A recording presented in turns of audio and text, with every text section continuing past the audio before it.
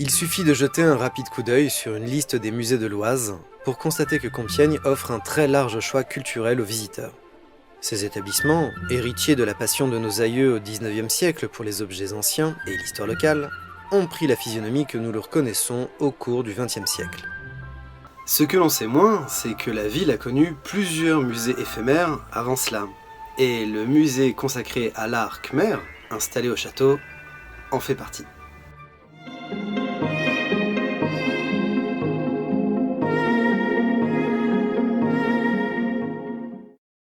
Entre 1866 et 1868, l'enseigne de vaisseau Louis Delaporte est envoyé au Cambodge comme dessinateur pour assister Ernest Doudar dans son exploration du fleuve Mékong. Il y retourne en 1873 et ramène 102 caisses remplies d'antiquités khmères qu'il propose au Louvre et au Palais de l'Industrie. Hélas, les deux musées refusent d'exposer les pièces, les jugeant alors trop sauvages et ne respectant pas les canons de beauté de l'époque.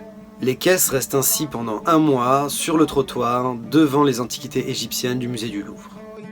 C'est là que le directeur des Beaux-Arts, le marquis de Chenevrières, décide de les envoyer au château de Compiègne, inoccupé depuis la chute du Second Empire.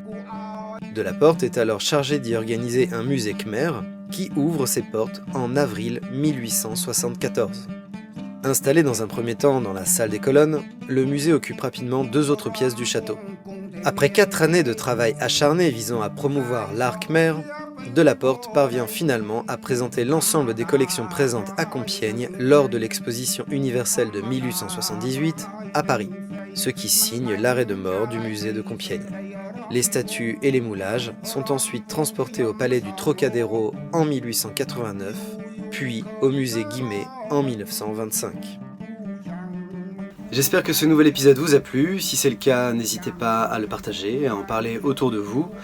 Je vous dis à la semaine prochaine pour un nouvel épisode. Et en attendant, prenez bien soin de vous.